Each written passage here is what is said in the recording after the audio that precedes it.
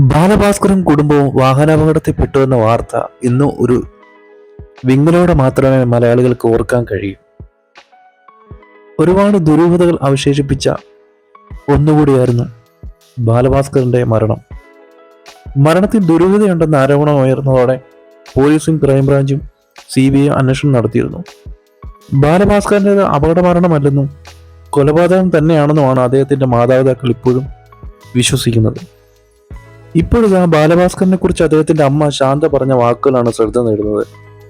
ബാലഭാസ്കറിന്റെ കൂടെ കൂടിയവർ ആരും തന്റെ മകനോടോ അവൻ കൊണ്ടു നടക്കുന്ന കലയോടോ സ്നേഹമോ ആത്മാർത്ഥതയോ ഉള്ളവരായിരുന്നില്ലെന്നും പണമുണ്ടാക്കുന്ന യന്ത്രം പോലെയാണ് തന്റെ മകനെ അവർ കണ്ടിരുന്നതെന്നുമാണ് അമ്മ ശാന്ത ആരോപിക്കുന്നത്. ഒരു യൂട്യൂബ് ചാനൽ നൽകിയ അഭിമുഖത്തിൽ സംസാരിക്കുമായിരുന്നു അവർ. എപ്പോഴും മകന്റെ നന്മ മാത്രം ആഗ്രഹിച്ചിരുന്ന അമ്മയായിരുന്നു താനെന്നും ബാലുവിന്റെ അമ്മ ശാന്ത പറയുന്നു. അവന്റെ ജീവിതത്തിൽ അമ്മ ഒരു ദുഷ്ടകഥാപാത്രമായിരുന്നില്ല.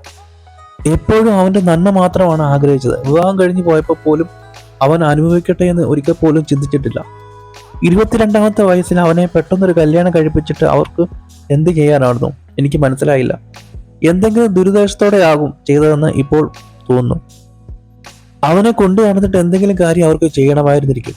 വിവാഹശേഷം വീട്ടിലോട്ട് വരട്ടെ എന്ന് അവൻ ചോദിച്ചിരുന്നു. ഞങ്ങളുടെ മോളുടെ അവസ്ഥ അവനോട് ഞങ്ങൾ പറഞ്ഞു. പിന്നെ ആർക്കും അംഗീകരിക്കാൻ പറ്റാത്ത ബന്ധമായതുകൊണ്ടും പറ്റില്ലെന്നും ഞങ്ങൾ പറഞ്ഞു. വേറെ ആരോ ബാലുവിനെ കൊല്ലുമെന്ന് പറഞ്ഞിരുന്നു. കോളേജിൽ അന്വേഷിച്ചൊക്കെ ചെന്നിരുന്നു അത്രേ. അത് അവളുടെ പഴയ കാമുകനായിരുന്നു അത്രേ. ഒരു സിനിമ കഥ പോലെയാണ് സംഭവങ്ങളെല്ലാം നടന്നത്. അവന് ഭാര്യയ്ക്കും താമസിക്കാൻ വേണ്ടി വീട് അന്വേഷിച്ചത് അച്ഛനാണ് വാടക വീട് ഒപ്പിച്ചു കൊടുത്തത്. വീട്ടിലേക്ക് ആവശ്യമുള്ള സാധനങ്ങളെല്ലാം വാങ്ങിക്കൊടുത്തു. അവൻ അസുഖം വരുമ്പോൾ അച്ഛനാണ് ചികിത്സിക്കാൻ കൊണ്ടുപോയിരുന്നത്.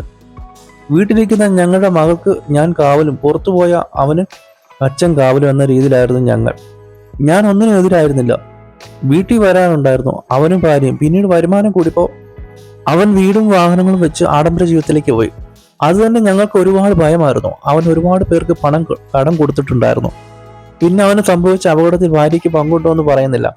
എന്നെ സംബന്ധിച്ചിടത്തോളം ആരും ശരിയായിരുന്നില്ല. അവന്റെ പേരും പണവും എല്ലാവർക്കും പ്രയോജനമായിരുന്നു. ഞങ്ങളുമായി അവന് വലിയ ബന്ധം പാടില്ലെന്ന് അവനൊപ്പമുള്ളവർക്ക് ഉണ്ടായിരുന്നു. സഹോദരനും സഹോദരിയും തമ്മിൽ കാണാറുണ്ടായിരുന്നില്ല. അതിനും ആരെങ്കിലും തടസ്സം വെച്ചിട്ടുണ്ടാവും. എന്നെ അച്ഛനേക്കാൾ മനസ്സിലാക്കിയിരുന്ന മോനാണ് ബാലു. അവന്റെ ജീവിതത്തിൽ നഷ്ടപ്പെട്ടതെല്ലാം അവന്റെ കൂട്ടുകാർ കാരണം സംഭവിച്ചാണ്. പിന്നീട് തനിക്കൊപ്പമുള്ളവർക്ക് ആത്മാർത്ഥതയില്ലായിരുന്നുവെന്നും അവന് മനസ്സിലായി. പക്ഷെ തന്നെ അനുഭവിച്ചു. ലക്ഷ്മിയെ ബാലുവിന് പരിചയപ്പെടുത്തി കൊടുത്തയാളും ബാലുവിന്റെ വിവാഹം നടത്തി കൊടുത്ത ഇഷാന്തേവുമെല്ലാം ഒരു കാലത്ത് അവനോട് പിണക്കത്തിലായിരുന്നു. പിന്നീട് ഇവർ എങ്ങനെ കൂട്ടുകൂടിയെന്ന് അറിയില്ല, എന്തിനു വേണ്ടി കൂടിയെന്നും അറിയില്ല. എല്ലാത്തിനും കാരണമായ സുഹൃത്ത് വലയമാണ് അവന് ഉണ്ടായിരുന്നതെന്നും അമ്മ ശാന്ത പറയുന്നു.